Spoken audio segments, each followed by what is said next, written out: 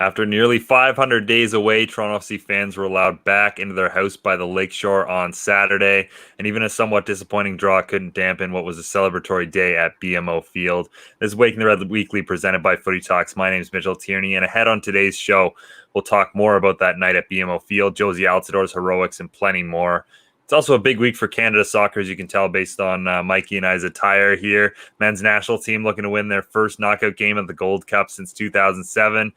And because we know you're tired of just listening to the three of us ramble, we have a great guest on this week. Dr. Claire Rustad, former Canadian women's national team player and CBC sports analyst, will get us set for the Tokyo 2020 games. But first, as always, joined by Jeffrey P, Nesker, and Michael Singh. How you guys doing? Jay? How you doing? I mean, after returning to BMO Field, things are starting to finally feel a little bit normal here. We have the Canadian women's national team who are, going to be starting their Olympic run, which we've been waiting so long for. And then we also have the men's national team who are in the Gold Cup. We have 2 TFC games this week. How else can we put that, boys? Just feeling ecstatic right now. And still buzzing, man. It might have been the Smirnoff Ice, but it might have also been BMO Field. So we'll see. There you go. And I'll mention off the bat, I may have to dip out here early because TFC is having a press conference soon. So hopefully I'll be back to bring you guys some juicy updates. Obviously some devastating news today with Iowa Canola, but we'll get into that probably a little bit further later. Mm-hmm. Mm-hmm. Yeah, absolutely. Well, you guys were there, obviously. I unfortunately couldn't make it, but what was that like, just being back? I know, Mike, you got to be back a little bit over the pandemic when they were playing those home games, but obviously nothing's like BMO Field with fans. No, and you know what I forgot? And, criticize me as much as you want for this, but when you go to BMO and you rumble your feet on the metal rafters, I forgot what that sound was like. And when it first happened, I'm like, oh my God, we are back. It was buzzing. It was electric. I know there was only 7,000 and the stadium looked empty, but there are times where it honestly felt like a full house, especially with the return of Josie Altidore, right? I forgot how to do it. My feet weren't working. I lost my coordination and I was trying to figure out new and different ways. Also, I had a scarf tied around my leg. Well, yeah. And I had a scarf tied around one leg because I foolishly wore a winter scarf to that cesspool of humidity and it wasn't happening. So I ended up being Steven Tyler for a bit. It was pretty fantastic. Yeah. It's funny, a little story here. The first Toronto FC game I ever went to must have been, I guess, probably their second year, 2008. They're playing the New York Red Bulls, and my dad and I kind of messed up the traffic times, and so we got there at around halftime, and we go into the stadium, and you can just hear. This was also like shortly after they had kind of those issues with like all the screws falling out at BMO Field, but you just go in and you hear the feet above you, and I remember my dad looking up like, "What did I just bring my kid to?" But we very quickly fell in love with that atmosphere, and that that stuff like that's a big part of it. Oh yeah, absolutely. It was pretty surreal. I mean, I think that's the best way to describe it. It was all vibes. I finally figured out the proper way to greet people. I was going for handshakes, and then eventually it became elbow bumps. That also might have been the Smirnoff Ice. That stuff's pretty dangerous. It's pretty deadly. We're getting sponsored by Smirnoff Ice by the end of the show. I hope not. I hope not, because that would be terrible because I don't like Smirnoff Ice. Never mind. There goes that. Yeah, we almost had it. Ruining sponsorships wherever I go, boys. But yeah. I mean, it was pretty terrific. I know Tej wrote a piece that's been retweeted by the club proper about his experiences with his 8-year-old son going back to the ground. It's a really wonderful read. I think it encapsulates what we were all feeling. I think we all had an idea of what it would be like, and it both exceeded and was entirely different than what I expected. As Tej said, therapeutic, whatever word you want to use there. It was just a feeling of like, okay, this pandemic is really starting to get behind us and we're really starting to get ahead of this thing. And if you haven't read the piece yet, I highly recommend doing that. It's up on our site. The piece was so good that Toronto FC tweeted it out, which, just lets you know just the type of writer that Tej is and his ability to, relate to other people. I think you can really feel that in that piece, and it's definitely just such a relatable story. So highly recommend you go check out that piece. But yeah, like I said, it's really feeling like we're getting back here, gentlemen. I like that Ben's trolling me now. He was on Scooter's show on Twitch yesterday, and I spent most of his hour absolutely chirping at him. So I suppose turnabout is fair play. Just for reference, he wrote Smirnoff Ice has left the chat. Which, amazing. No, Ben, I'm not. Anyway, I don't know if you saw the private message, but Claire is here in the waiting room, and I'm wondering if we should bring her on. Sure. Yeah. Let's get to Claire Rustad. Hi guys.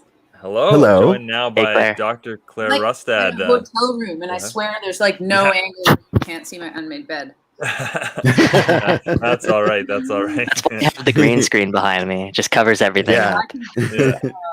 That's where I like. How old are you guys? Guess. No, I'm not take your guesses. No, that's different than me. So that's where you guys know how to do things, and I don't. That's really funny. Yeah. Anyway, joined by Dr. Claire Rustad, 45 caps for the Canadian Women's National Team, an Olympian with Canada at the 2008 Beijing Games, now part of CBC's broadcast team for the 2020 Tokyo Games. Claire, an absolute pleasure to have you on. Such a pleasure. Yeah. My goodness. Well, after a year of waiting, Canada's finally set to open their Olympics tomorrow against Japan. What can we expect from this first game, and kind of a tough opening fixture, obviously, against the hosts? Yeah, and yet a host without a host crowd is going to be interesting. I'm sure they didn't have to travel, but I mean, the benefit of being the host team is having a host crowd usually. So yeah, I don't even know what that feels like. I hated playing in front of nobody. The favorite game, like the best memories I have of playing were like under the lights at night with a big crowd. And I didn't care where we were playing. Like I liked doing that in Mexico where they hated us. Like it was the best. But so it's going to be interesting. Japan's still in a bit of a rebuilding phase, and I'm not sure they've really found their feet yet. Kind of a disappointing set of games in their preparation leading up to this. They haven't really played anybody anywhere near the top 10. Last time they did was early last year. And still, I don't think kind of have their feet under them, particularly in the attack. I mean, we always kind of classically think of Japan as being really well organized, and I mean, they will definitely be very technical on the ball, but they haven't been as well organized as we're used to seeing them, particularly in the She Believes Cup, which is my least favorite tournament name ever. Yes. You know that I almost got into trouble because it is a charitable foundation, and I was raging on it. And yeah, one of my least favorite moments of this show. But it does a disservice to the professionalism of the sport. So anyway, we'll leave that aside. But so I expect them to be very technical on the ball, very comfortable on the ball. But there are holes to exploit, and they certainly don't have a Hamari Sawa anymore. They don't have an Ai Miami anymore. And while I've seen glimmers from the Japanese in terms of some of the younger players, it's just not quite there yet. I think the Canadians have an opportunity to at least take some points off the home team. And certainly, I mean, if you think about this, the absolute strength for the Canadians is their back line, right? Their back four is fantastic. I think going over to Europe for Shalina Zadorsky and playing for Tottenham has been an excellent move. She's technically come a really long way. Obviously Buchanan and Lawrence have done really well over in Europe, and I'd actually like to see Lawrence push in the midfield and maybe put Jade Riviere at fullback. Let's go. Nice, let's go. Yeah. Hey, well, controversial opinion alert. I'd actually like to see them put Vanessa Gilles in the center back and put Buchanan up front. Not that I think that's going to happen, but yeah. I like it. I like it too. Up to the box here. Yeah. So that's obviously their strength. Certainly much more comfortable on the ball than a Canadian back four has, I think, ever been, which is great. It means they can build out of there. I'd like to see them be a little bit less prescribed building out of the back, and a little bit more creative in the midfield, which is, I think, I think maybe one of their weaknesses is they're not as creative in the center of the park as I'd like them to be. More comfortable on the ball. You know, I've seen some kind of glimmers of hope there, but really just not as creative as they need to be if they want to be able to compete with any of really the top, 5 or 6 teams. So it'll be interesting to see what happens. I don't think it's news to anyone that they have trouble scoring. That is it's not even an opinion. It's a thing that happens. So that's going to be where they may struggle, especially against a well-organized team if the Japanese have managed to kind of get a handle on that since 2020. So it'll be interesting to see what happens. I think the Canadians have to vary their attack. They can't just drive to the end line and cross the ball into the box every single time. Oh yeah, yes. Have to be able to shoot from outside the box. There are French fullbacks who are terrifying outside of the box. The Canadians have to be able to shoot from and shoot quickly, right? I mean, Fleming scored a beautiful goal against Wales, but she had like 20 seconds to set it up. I'm exaggerating. Mm-hmm. She had a lot of time to set that up, and they will not have that. Particularly in the knockout phases of this tournament, so you have to be able to shoot quickly. So Claire, on that same note, aside from Christine Sinclair, that's all I have to say. All right, a test for you here. Aside from Christine Sinclair, where is Canada gonna get those goals from? So, good question. He stole Mitch's question. Was it your question? Sorry, I didn't even know. That's fine. So, I'm not sure is my honest answer. I think that one of the only other players really in that group of strikers that has real striker instincts is Evelyn Vienne. And when I say striker instincts, I mean she's pretty new to the international game and still might not quite be at that pace yet, but she gets herself in positions where she gets on the end of 50% crosses, kind of a last-ditch cross, and somehow she's on the end of it and she finishes. And she's done that in her collegiate career and her professional career, and she started to do it for Canada against decent teams too. So I expect we'll probably see her as a substitute. I hope we see her sooner rather than later as a substitute. I think if she gets going and gets scoring, I think they'll do okay.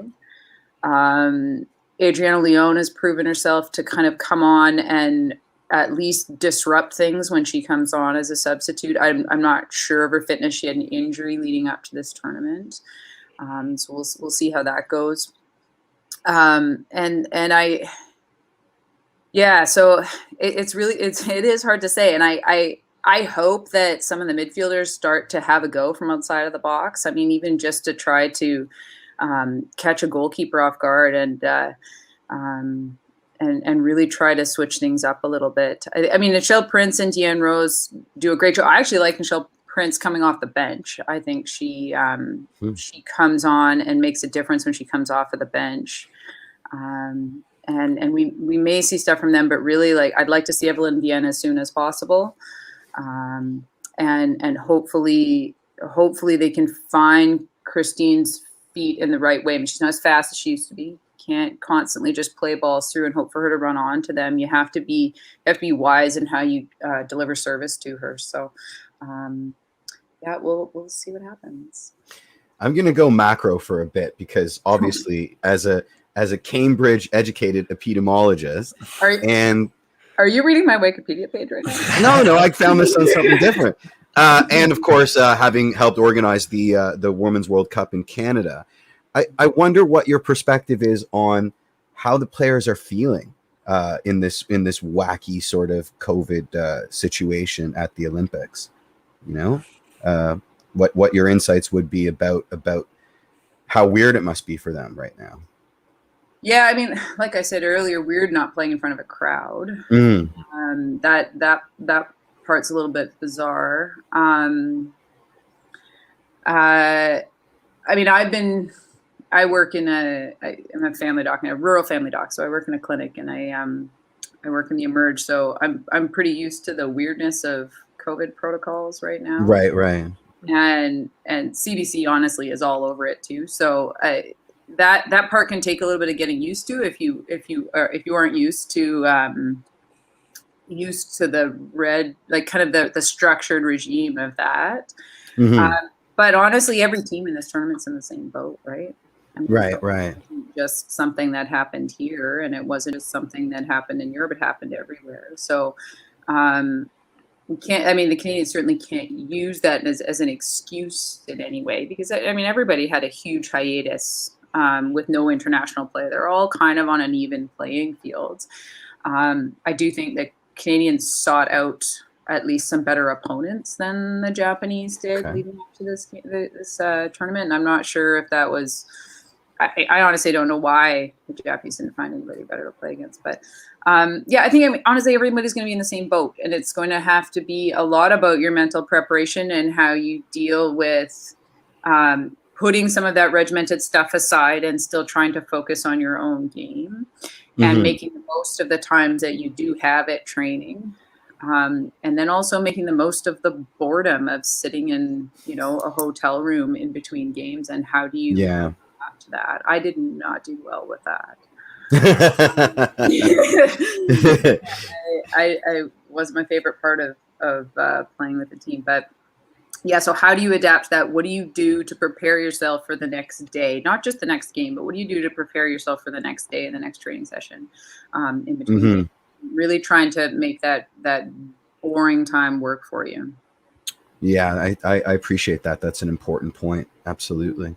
Absolutely. Well, it looks like Mike took off for the Toronto FC press conference, so yes, good. He did. Can't steal any more of my questions. But but yeah, I was wondering about Bev Priestman. Obviously, this is her first major tournament as a senior level head coach, at least. What have been your impressions of what the job she's done so far? Obviously difficult coming in right in the start of a pandemic and with, a major tournament on the horizon. And how big of a tournament is this for her in terms of, her coaching career in general?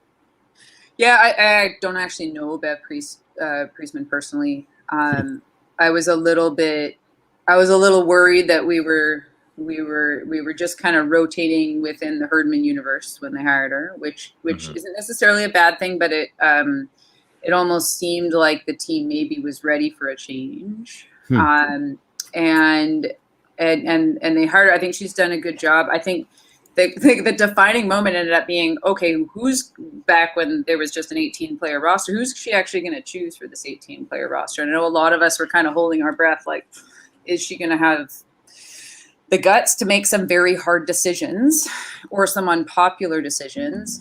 And the decision to initially take Evelyn Vienne over Jordan Huitema, I think, was the right decision. I've not yet seen Huitema perform against good teams. I think she scores against some weaker teams. She's young. She has a lot of growing to do. And I thought that showed a lot of guts from Priestman to actually be able to make that move, because Huitema has been highly marketed for this team. And yet making those decisions based on current form and performance is really important going into a tournament like this that's short, actually kind of weirdly easy to medal in, but also easy to not. And you need to have people who are on form and ready to perform right away. And I think she made the right decision initially. I mean, I think it's great that they allowed 22 players. 18-player roster is ridiculous in a tournament that could last 6 games. And particularly coming off of a year where nobody played, and fitness may be an issue for everybody, and injuries may be an issue for everybody. Going to 22 players makes sense. So I think it's great that Sophie Schmidt made it into the final roster, and then Jordan Huitema made it in the final roster. But I think those decisions to put those players aside initially showed some bravery from Priestman. That's encouraging. And I'm hoping that her lineup decisions sort of follow along with that. Terrific. Let's let Ben get his question in. He asked, should Huitema prioritize playing time over bench minutes at a massive club like PSG? Sort of a offshoot. Like the eternal question, right? You want to be in the most professional environment that you can and play and train with the best players you can every day, but sometimes that means that you're sacrificing playing minutes. And And I've gone back and forth about this in my head, and I'm still not sure I know what the right thing is to do. Yeah. I mean, tough. I think of players like I don't know. You guys still didn't answer the age question, so you're probably old enough to remember. Do you remember Sean Wright Phillips? Of course. Yeah. Okay. Yeah. And MLS superstar Bradley Wright Phillips. Yeah. So I mean, playing really well at a was it Man City initially, wasn't he? Mm-hmm. I think playing really well, starting playing, made the move to Chelsea, stopped playing, and sort of dropped off the radar a little bit. And it's really hard to say because I do think those not just game minutes, but big game minutes, right? I mean, even Jesse Fleming's made a kind of gutsy move to go to Chelsea and getting some minutes in Champions League play, but not necessarily playing the Champions League final. Yeah. So it's really hard to say. I think players should. It really ends up being an individual choice. But I do think that finding a team where you are going to get some big game minutes is important. And maybe PSG is in the right spot for her. I don't know. I think that we can't discount how important the training environment is, though, right? So being in a professional training environment like that is really important. Playing against players who are world-class is really important, too. So, yeah, I don't have an answer for that, actually. I don't know. I mean, let's get Diana Matheson to get the NWSL team in Toronto, and then Jordan Heidema can be the superstar for that team. Yeah, I mean, that's the overarching theme here, hey, is that, 73% of the Japanese team plays in Japan, and 0 of the Canadian players play in Canada, and I think it's really important because it's not just about the professional league, right? That's not even necessarily the real goal. The goal of having a professional league is for that to kind of trickle down and improve the level of player development at young ages, right? I mean, I'm not thinking about necessarily professional players playing for the team. I'm thinking about properly training, 8-year-olds and getting them in a training environment where they have coaches who are licensed and who know what they're doing. And I mean, it's nothing to discount the volunteer hours that a lot of parents put in, but I think it's important to make sure that coaches who are coaching kids know what they're doing technically and tactically. I agree. And that's the point. I mean, I think it's great to have all your players play in their home country, but the real goal of that is to trickle down into player development at younger ages. Yeah, we're seeing that on the men's side with the CPL. I mean, 3 years into its existence, and I absolutely think it's long past its overdue date for the women's game, especially with an NWSL franchise in one of the big markets in Canada: Toronto, Montreal, Vancouver. Take your pick, possibly all three. It would be nice to have all three at the same time. And let's get going on that. Speaking of Diana Matheson, that panel that you guys were on, the last Women's World Cup panel, was so fantastic. I mean, it was just wonderful. Do you any fun stories from that experience? Because it really was just a wonderful way to watch that tournament. I mean, you guys playing off each other, all the banter, it was really great. And, yeah, I mean, I swear I'm more fun than I seemed. I mean, you were my favorite because you weren't afraid to deliver the bad news, right? You weren't afraid to correct flights of fancy. And as someone that goes on a million tangents, I appreciate when, a moderator can step in and put me in my place. Like,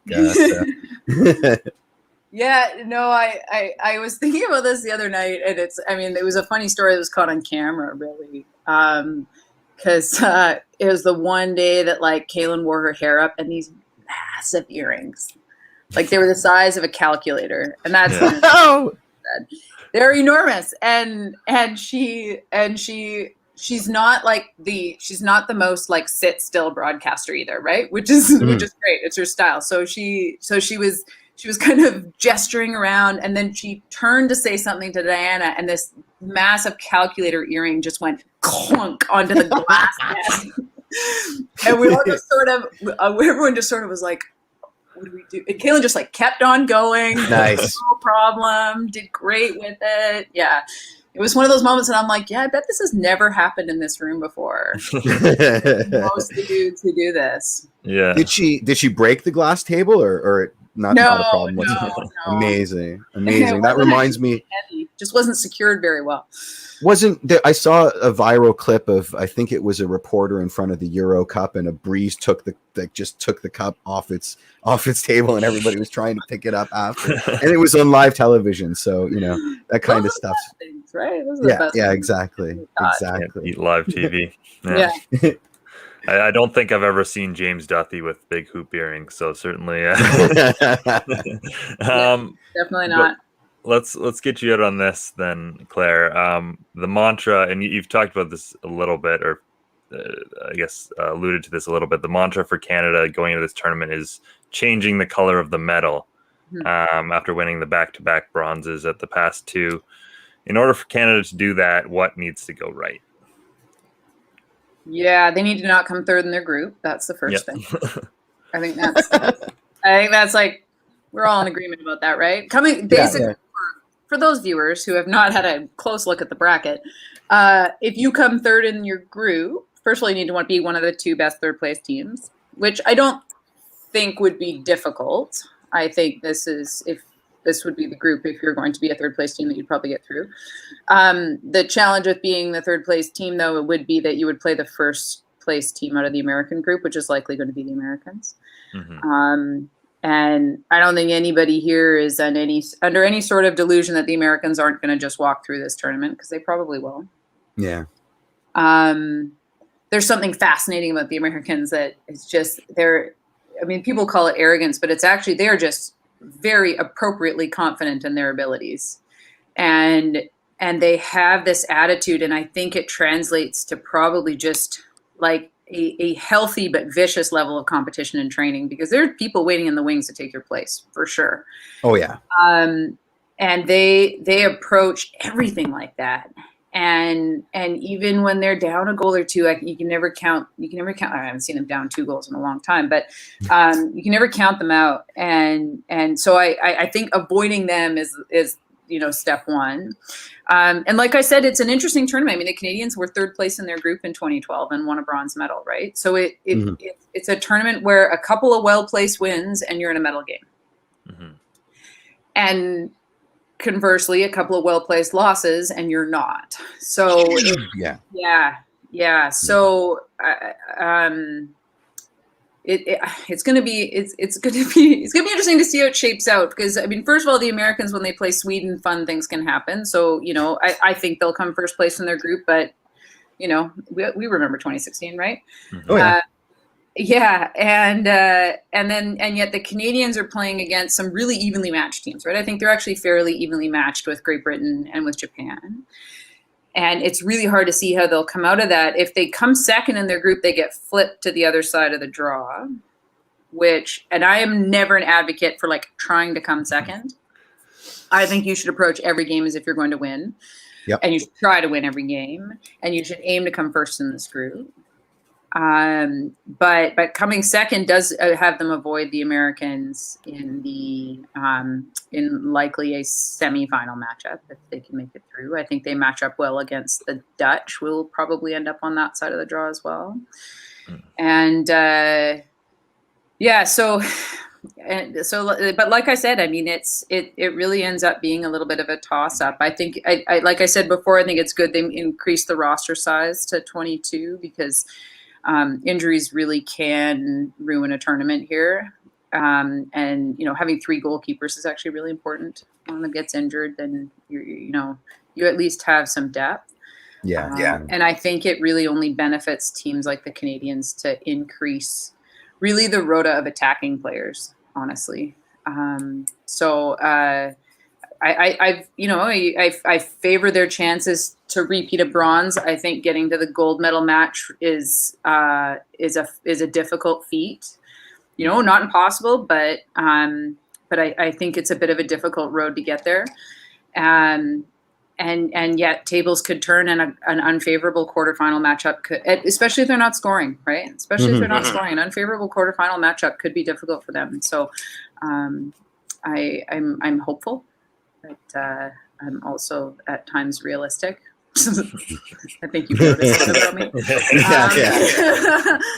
me. So I really hope they do well. I really hope they find their scoring feet, and I really hope that they push the teams that they come up against. That they really do push them. Mm-hmm. Absolutely. Yeah. Good. Yeah. Well, thank you so much for joining the show, Claire. This has been great. No problem, guys. I didn't even. You can't even see. I'm wearing an Arnold Schwarzenegger T-shirt. I don't know who I was messaging with, but I was all like, "How dressed Mitchell. up do I have to be?" That's fine. I've got my summer weight scarf on, so you know. Oh, yes. I heard about your winter weight scarf causing you trouble. Oh yeah.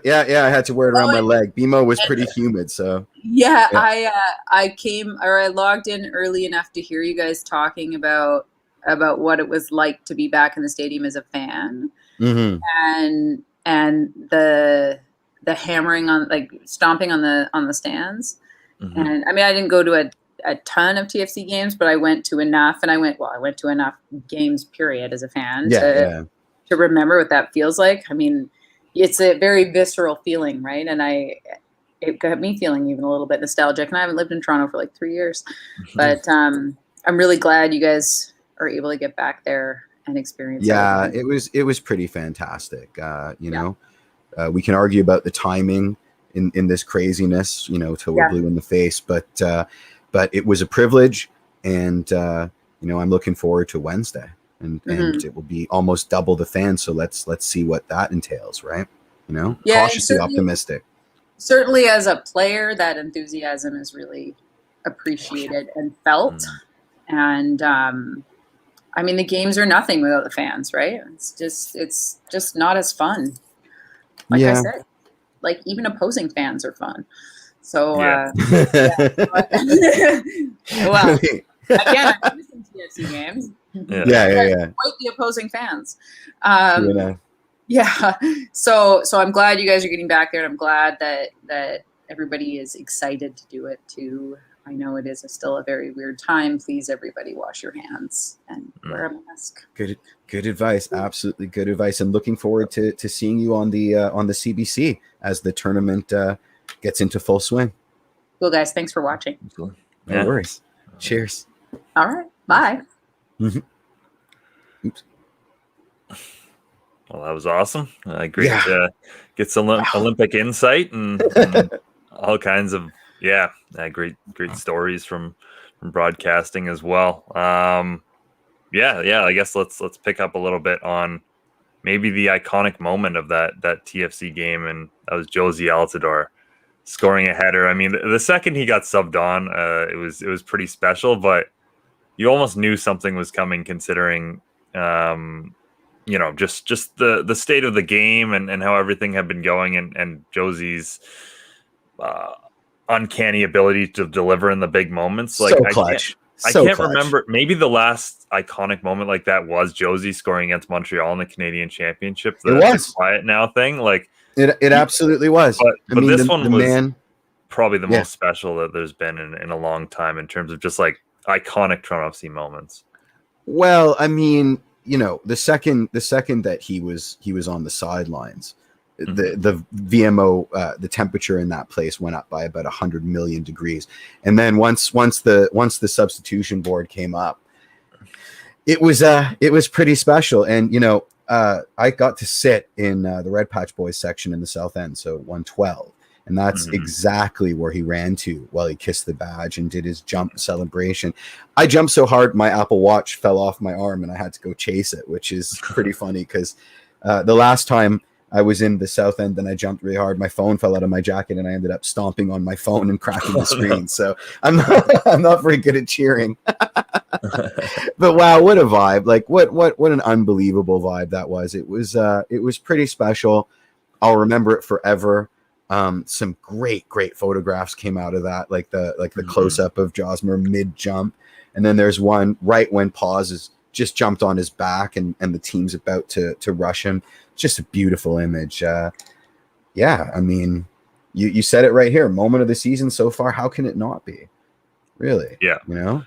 Yeah, and obviously you wish they could have gotten the 3 points in that game. That's the one thing. One thing, obviously, that's the is still disappointing was that was a really strong Toronto FC performance, and they still weren't able to pick up all 3 points. And we all know how much they need 3 points right now, as much as they can, considering the slow start to the season. But I will say it did still feel like positive momentum a little bit. Maybe that's just the rose-colored glasses from being at BMO. No, without performance question. In general, everything just felt like it was still, they're still moving in the right direction, unquestionably. Well, I mean, here's my question. Do you think that was a penalty on Bones? Yes, I do think so. Yeah. So do I. Yeah. So we put that argument to bed. You know, TFC taking their foot off the gas, either because they've been deflated by getting scored on early or they've been emboldened by scoring, is something that they've got to work on. You know, I mean, George and I, we were my friend George, who was at the game with me. We were watching that Oro Nani battle the whole game long, right? Like they were going after each other. So, I mean, there were some aggressive sort of tomfoolery shenanigans going on with the Orlando team, and they were goal dangerous that whole game. So to expect that they weren't going to at least threaten an equalizer, I think may have been a mistake on behalf of TFC, but I don't think it's on the coach. I think his subs were pretty great. I mean, obviously the Josie sub, maybe the Jefferson for Mullins, and it pains me to say this because you know how much I love Patrick Mullins. Didn't I say Oro versus Nani? I thought I did. Yeah, it pains me to say it, but that might have been in air. It was in the 90th, so I mean, we're not really talking about a whole lot of minutes that Yef missed out on. But I don't know. What was your perspective on all of that? I mean, yeah, I think you hit the nail on the head when you said, you know, it's disappointing to again see them concede shortly after scoring. Like it was a hallmark of the Greg Vanney best teams, right? Where if they scored first, they were winning. There was no question about it. Like I think they almost had a perfect record when they scored the first goal. So that in itself, you know, good teams get the lead and keep it. So that's the main disappointing thing. But one thing that people have been bringing up a lot in the comments since literally the start of the show is Jefferson Soteldo and his performance, and whether or not you can say it, and also whether or not he's better than Armando Cooper. You know, obviously his first home performance. What were your thoughts on his play? Because he's definitely quite a showman, and you know he's. Yeah, it was just a fun match from him overall. One of my favorite moves. I mean, I remember when we were all watching at the Rec Room, MLS Cup 2019. I've never heard you scream louder than when Paz did that midfield dance where he just undressed all of Seattle. That little bit of step over magic for Yef coming up the middle was pretty fantastic. I mean, can he finish? I had this conversation. Being a DP in Major League Soccer, even now in 2021, has certain expectations. And I think if you're an attacking DP, that expectation is goals. It's not assists. It's not dribbles. It's goals. It's unfair, but that's our league. So is he an upgrade on Piatti? That's question number one. And question number two, he's a terrific player. Even now, and he hasn't even really adapted into the squad or maybe found his feet in MLS yet. He's a terrific player. I mean, this is an exciting player to watch. That cannot be argued. But is he a DP? In the strictest logical sense of the word, is he a DP? That's the question I keep coming back to. I think he's unquestionably better than Piatti. I think Piatti was a solid player, but I think Soteldo undoubtedly has much more skill and is much more dangerous player overall. And obviously it's a very small sample size, so I think he's only going to get better. But I do agree that, and obviously Mike's not here to defend him, which is the best time to take shots. I know, it's amazing. Let's go. Mike tweeted out that Soteldo's too good for this league, which might end up being true. But like you said, I think, but in a weirdo way too. Yeah. Like we need to see the finished product first before we can start saying things like that. And I don't think there's any question it's coming, considering his performances and considering what we've seen from him. But we have to see it first before we can start.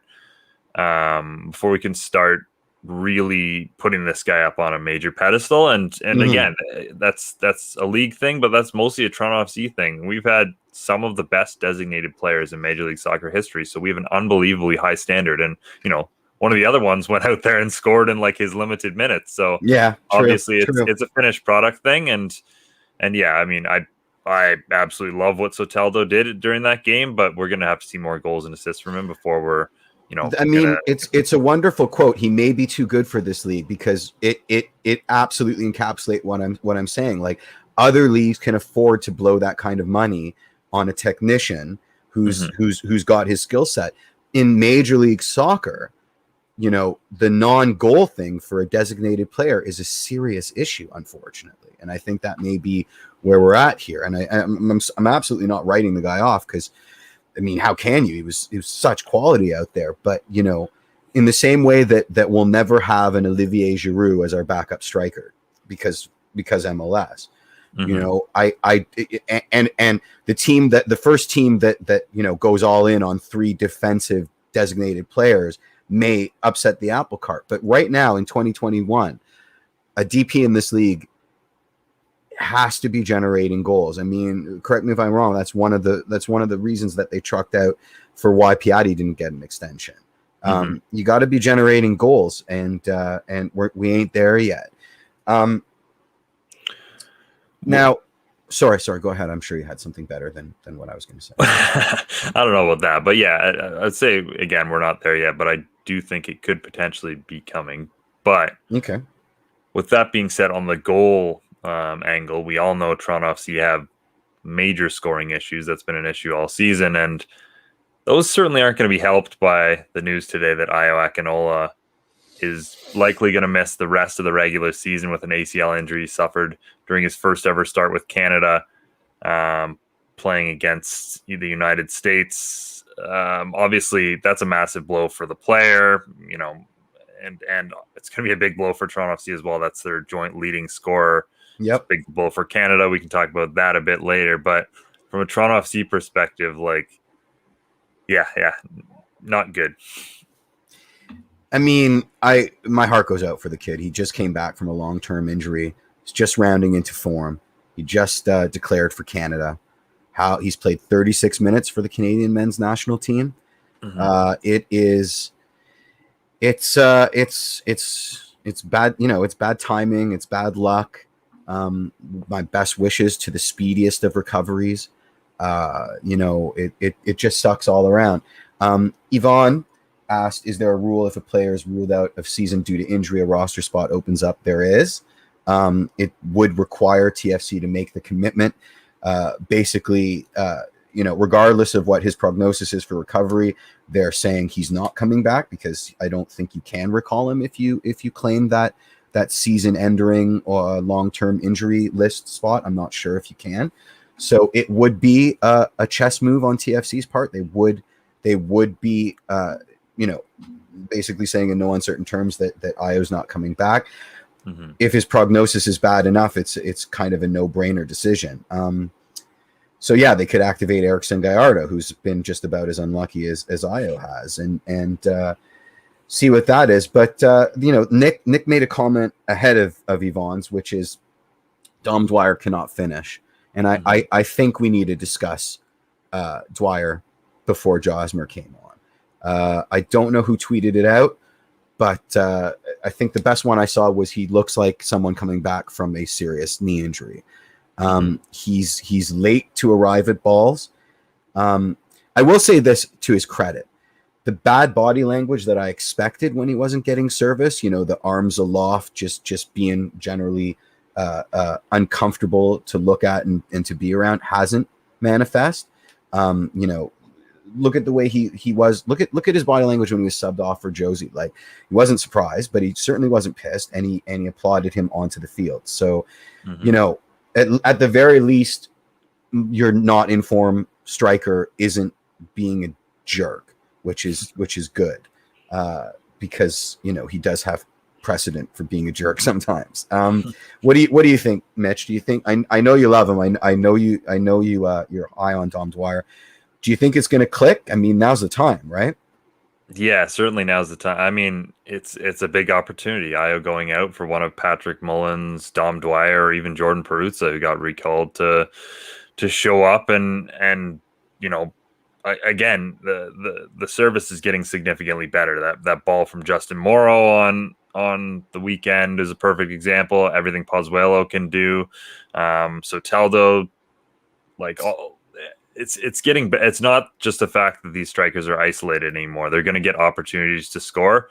One of them has to start scoring if the season's going to turn around. And honestly, I'm not sure which one that is because none of Patrick Mullins. It's Patrick Mullins. None of the three of them have looked particularly goal dangerous this season. So, what's put on your coach boots? All right. Do you think it's because they're not getting minutes, like consistent minutes?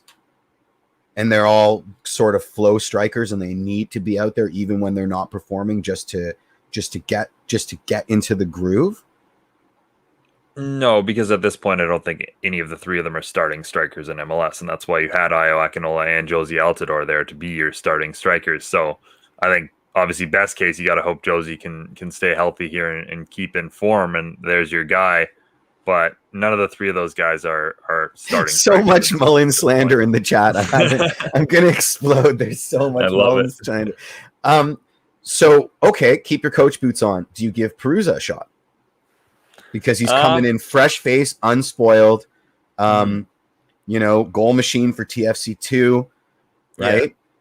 I mean, as much as it pains me to say it, does he jump right up the depth chart? Right. I don't see why not. Like I'm always of the mentality that, you take an opportunity on a young guy because you know what you have in Dom Dwyer and Patrick Mullins. You don't necessarily 100% know what you have in Jordan Perruzza. So sure, there's a chance he'll let you down, but there's also a chance that he gets a run of confidence and all of a sudden he's way better than either of those two guys. So I think we see Jordan Perruzza at some point over the next little bit. And obviously we've seen glimpses with Toronto FC2 and in the USL Championship of how good of a player Jordan Perruzza can be. So yeah, I don't see why not giving him an opportunity here. Absolutely. I agree with you. People are asking about Garrett McLaughlin. We don't have any roster spots left. No, we don't. But I will say he's definitely impressing with Toronto FC2. I do think scored a hat trick. Scored a hat. He's team of the week. I mean, come on. Yeah, I do think that Houston Dynamo made a mistake giving up on him so early, and I think that there is a chance at some point he ends up with Toronto FC, but I don't think it's going to happen this year, certainly. And we've got Mikey Singh back. How are you doing, Mikey? What's going on, gentlemen? What have you guys been talking about? Nothing. We've been waiting for you to come back and tell us about this press conference. So go. Yeah, we just kind of sat here. Nothing. Didn't say anything. Yeah. Nothing to talk about at all, eh? No. Yeah, we had a staring contest with Claire for about 15 minutes. Best interview ever. Oh, man, I'm so disappointed. I missed the end of that. I'll have to go back and watch. But yeah, let's talk a little bit about, the press conference. I got to speak to Dom Dwyer. Oh, nice. And that was the first time we actually spoke. Yeah, it was the first time we actually spoke to him since he signed in Toronto. And just off the bat, like the reason why he signed here, the team was training in Orlando, and he was obviously coming off like a serious knee injury and surgery. So, and with the team, he really believed in the team. He liked the environment that there was here. So he really thought that, and his quote exactly is that it was like meant to be. The fact that he should be joining this TFC team with the roster and the potential, I guess, what he had there, like an opportunity is the word I'm looking for, of course. And I think he sounds like he's really happy to be here. He I don't know if you guys have talked about Jefferson as yet, but he called Jefferson Soteldo. Yep. I like it. He called Jefferson Soteldo magic. And just seeing what he's doing in training, like essentially it's like magical was what he was saying, and special. And obviously he talked about the Io Akinola injury, which is a devastating thing that nobody wants to see. And he spoke about the fact that he's had knee injuries in the past, and he knows that you can come back stronger. And the team all took that to heart. They received the news this morning, and they mentioned that they're going to play for Iowakanola tomorrow. So yeah, my first impression, I guess, of Dom Dwyer, he has had incidents with the media in the past in his past gigs, but that press conference was professional, and he was well spoken, and I got to commend him for all of that. So he said all the right things. So shout out there, Dom Dwyer. Also, probably important for me to hit is one of the questions I asked him is whether or not he feels he's up to speed yet after that knee injury. And, he mentioned 55, 65 minutes, whatever it was he played last time out. That was the most he's gotten so far this season. So it's just a matter of getting minutes under his belt. You can't really replicate game time. So essentially that's where his head is at. And I think it comes with winning as well as what he said. So, he's not there yet, but he's getting there. Essentially, would you start him on Wednesday, Mike? If Josie's available, I start Josie. But other than Josie, yeah, he's my number 2 option there up top. That's Mullen slander. That's sounding an awful lot like Mullen slander. But anyway, go ahead. I'm sorry, man. This is a former designated player. We know what Dom Dwyer is capable of doing.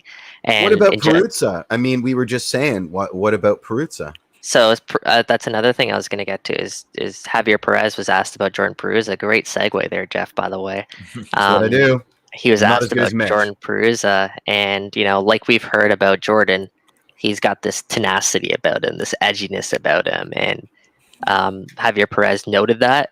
And he also said that he believes Jordan will get an opportunity here with the first team, which is actually sort of a change in events. I mean, maybe the Iowakanola thing has something to do with it, but Chris Armas told us that when Jordan Peruz was initially loaned out, the plan was for it to be like an 8-9 game loan stint, have him called back, and then rejoin Toronto FC 2. But with everything that's gone on, I think things have changed, and the plan for Jordan now is for him to be in the cards. I would slot him somewhere alongside Mullins in that depth chart. I think Mullins he has that veteran presence. You know what you're getting out of Patrick Mullins, whereas Jordan, it's untapped potential, and we really don't know the floor there that we'd be getting with Jordan. Even though I'm all for playing the young guns, I'm all for playing the kids. So when the time is appropriate, absolutely, I expect him to get his runouts.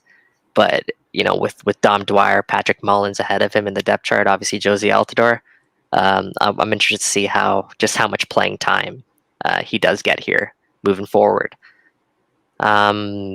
Yeah, I think that pretty much sums up the gist of the press conference.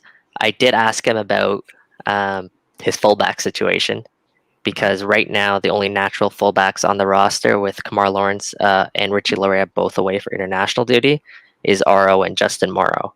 And, Justin Morrow has yet to go the full 90 minutes in back-to-back games so far this season.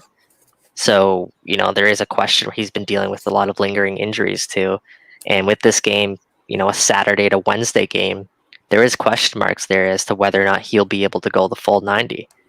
And aside from Justin Morrow, who do you have there to kind of throw at fullback? So I asked him about that, and he said essentially was that they're playing to win right now. Like they need to pick up the 3 points. So reading between the lines there, he's essentially saying they're going to roll back out Morrow and Aro. And if one of them comes down with an injury and they need to make a change, what he said is you'll see us solidify that position. So, read between the lines, maybe that's a center back going to be played at that position. But it's interesting to see, because right now what he's looking for is stability and structure within the team. And maybe someone like a Chris Mavinga and Luke Singh sliding to the center back, something like that. He'll have to get creative there. But what he also said is when you get creative, it's also a gamble. And from my impressions about Perez right now, he's not a coach that likes to take gambles. No, he doesn't. Yeah. So we'll see. Read between the lines there, and we'll see. Vanderveel. Then it would be the first time he played fullback for us, right? Like when he was on the team, he was only playing center back. That would be hilarious. I'm sure he's still got his key to the weight room at BMO Field Training Ground and his one training top. So there you go. I wanna ask this to you, gentlemen. So Jefferson Soteldo, Jeff, to you specifically, Jefferson Soteldo. Yep. Talk to me. Do you think he has the potential to be the best or one of the best players in Major League Soccer? I think I'm gonna. It's funny that you missed our whole diatribe about this, but I think I'm gonna quote Mitch's rundown. Jefferson Soteldo wears short shorts and is pretty good at the sports, which I think is absolutely hilarious. Okay, I cannot discount how he made me squeal with delight on some of his close control plays at the weekend. My question is this: if he doesn't start scoring goals, does that? I mean, DPs in MLS, especially attacking DPs in MLS, come with an expectation to score goals. Are we happy with a technical player that creates chances, does all the little things, has excellent close control, pulls 2 or 3 defenders out of position so the rest of the guys can score, but doesn't score themselves? Are we okay with that? Good things? Yeah. No, they are good things, but in the calculus of what a DP is, right? In the calculus of what a DP is, it's a much more stringent requirement, right? I'm not talking about how amazing it is. I'm talking about on paper, this is what a DP is. This is what Jeff is. That's a fair question, Jeff. Yeah, because your quote is he may be too good for this league, and I'm extending that to its logical conclusion, right? This league can't pay for a luxury player like that under a DP tag. Do you know what I mean? So that's a good question, Jeff, like fair, because that's something Bill Manning and Ali Curtis kind of talked about before the season is they want someone who can be capable of scoring goals at a high clip. But, encompassed in all of that is creating those chances. The game it's so much bigger than just scoring goals, right? And I think Jefferson Soteldo encompasses that quite a bit because of all the things that you talked about, his ability to take people on 1v1, 1v2, 1v3, 1v4 at times. You saw the play where he won the ball in his own half off a player. Absolutely ridiculous. Beat like 3-4 Orlando City players, showed off just how fast of a player he is. He took their souls. He didn't beat them. He collected their souls. But that's and then laid the ball off to Dom Dwyer for what should have been a goal. Mm-hmm. And it's not showing up on the score sheet. Are you still not happy with that kind of performance? It's at the end of the day, like this is a team sport. It comes down to things that are bigger than Jefferson Soteldo. Josie Altidore is the one who's going to be paid to strictly score goals. So if Jefferson Soteldo comes in and gives me a performance like he did on Saturday night, he's the type of player that gets BMO fans in the stadium. He's the type of player that gets jerseys sold. He's the type of player that gets people, as Bill Manning said when they signed him, gets people on the edge of their seat every time he touches the ball. And for me, like, yes, absolutely, 100 times out of 100 times, this guy is just turned 24 years old. He has a bright future ahead of him. I know, like when he was subbed off, he was a little pissed there, and again, like, are there attitude issues there? Does he think he's too good for MLS? Perhaps, but at the end of the day, like, so did Sebastian Giovinco. You saw the way Sebastian Giovinco would yell at his teammates every time they lost the ball. Or do they even put stanchions on the sidelines anymore? Because Sebastian used to kick him all the time, and they were just like, forget about the stanchion. It's funny because I am getting schooled in the comments, and the comments are right. MB4 was a non-goal scoring designated player, right? We spent big money on a 6 and rode a DP level number 6 all the way to the championship. So yeah, I'm it's the language outgoing with Piatti that I think I'm stuck on, right? Like, we want an upgrade on Piatti. He needs to be goal dangerous. They got to contribute about maybe 10 goals a season, not Josmer numbers, but certainly enough to add to the attack. But you're right. At the end of the day, what he's doing is unbelievable. I love Piatti, but Soteldo is twice the player that Piatti was for Toronto FC. Yeah, you're right. I mean, Armando Cooper, though. My goodness. Yeah, maybe no Armando Cooper. Yeah. All right, let's get off of this before we go too far. I guess we have a couple more things to touch on before we wrap up the show this week. One of them being the Canadian Championship format being announced for this next upcoming season. Obviously, we still haven't played the 2020 Canadian Championship final between Toronto FC and Forge FC, so we'll see when that gets 4th July 2022. Yeah, exactly. Yeah.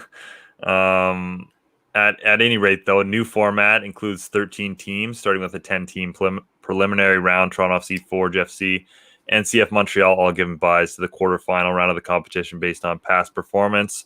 From a Toronto FC perspective, they'll open the tournament against either York United FC or Masters Football Academy. That's mid to late September. It's now a single knockout competition and a wrap up in late October with the final.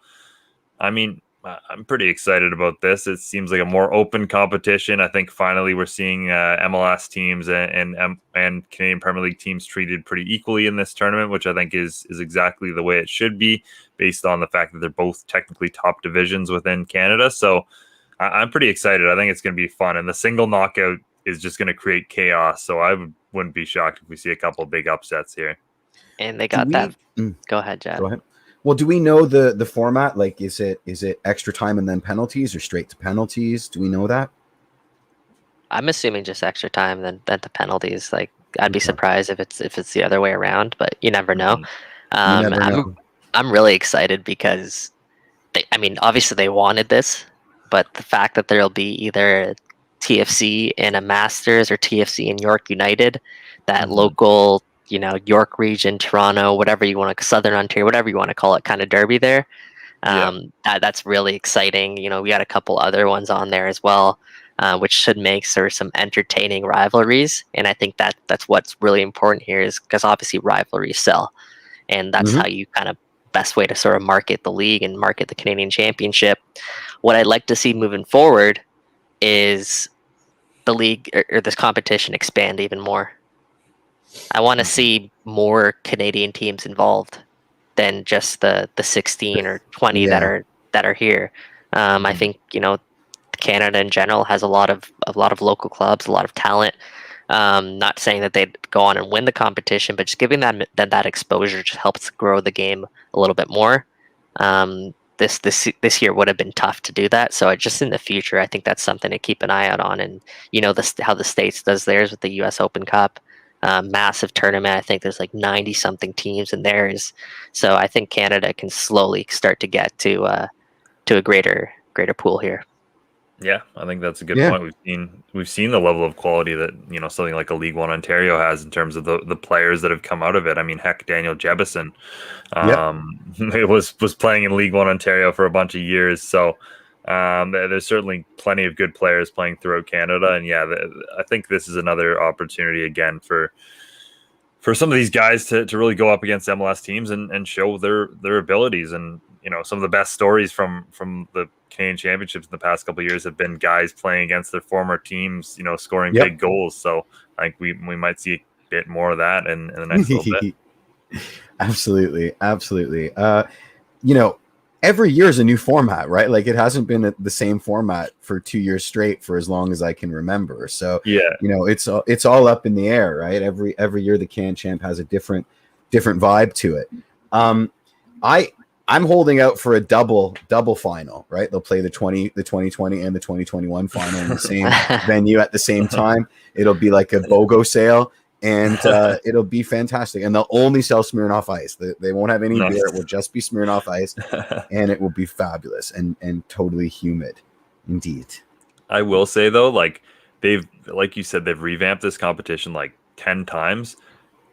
Somehow every time there's just one or two like amazing moments that come out of every Voyageurs Cup. Like, this is a competition that, it used to be like 3 teams, and it's always outkicked. It's like coverage in terms of how good the soccer is, how good the moments are. I mean, we talk about the Will Johnson leg break, Miracle in Montreal, like all kinds of just incredibly, that Raheem Edwards cross moments to Sebastian Giovinco.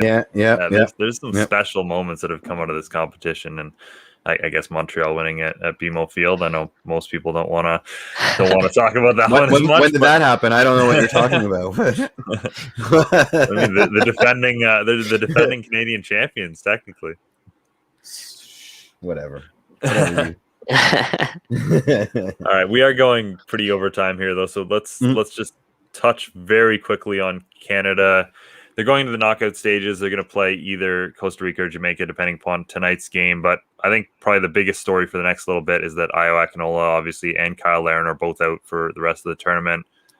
who are we bringing in, guys, and how big of a blow is that to Canada? We still got Cavallini in there and Junior Hoylett, and I mean, it's going to be tough. Corbianu's there. Oh my God! Please free the kid, please. Yeah. Free Theo. I mean, can we convince Anthony Jackson Hamel to come out of retirement, lace the boots back up, and save the day? Because that would be pretty fantastic.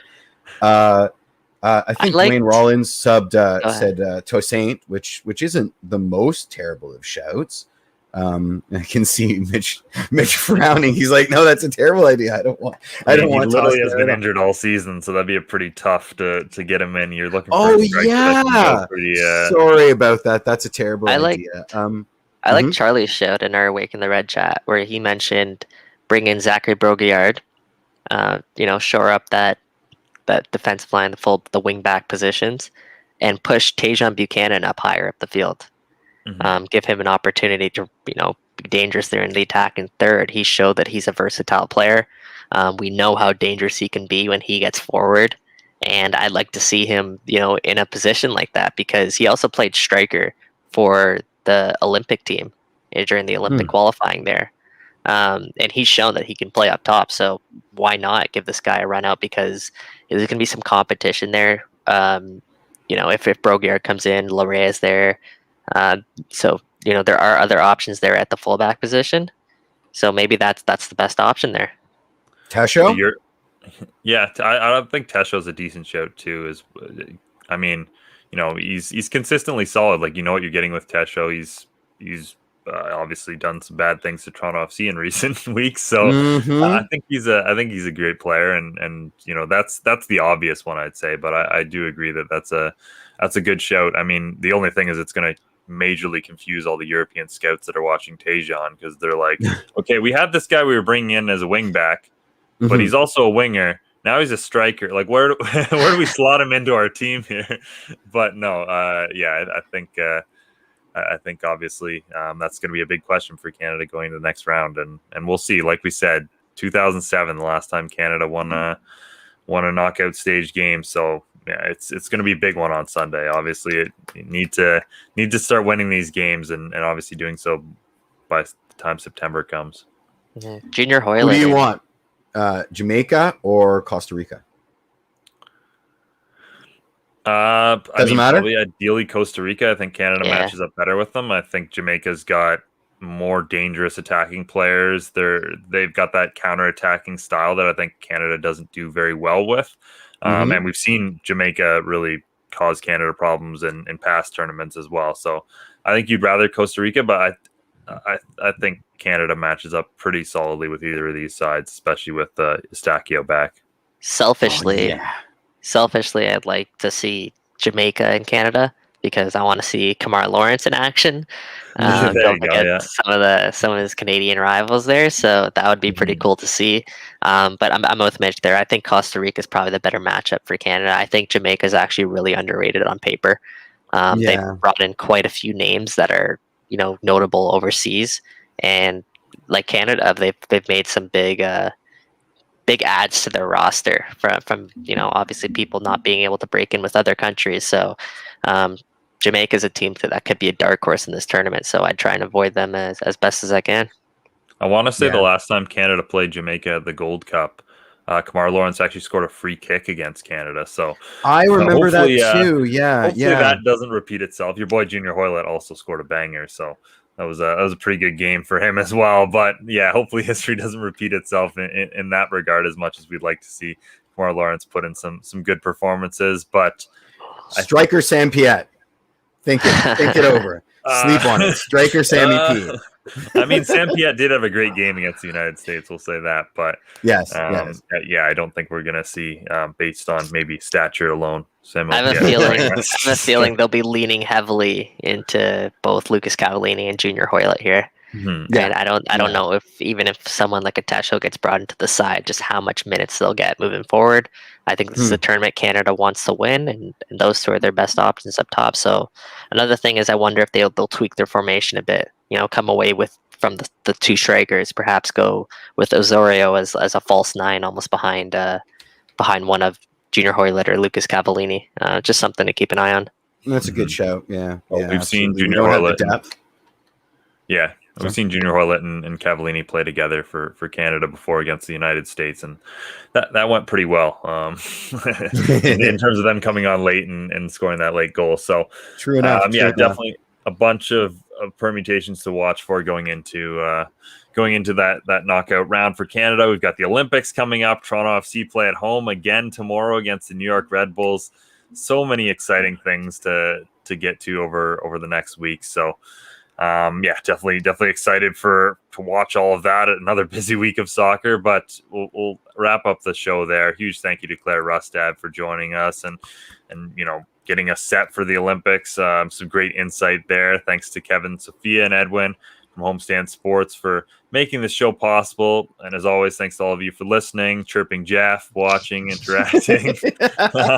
On behalf of Jeffrey P. Nesker and Michael Singh, until next Tuesday, let's go Canada. Cheers.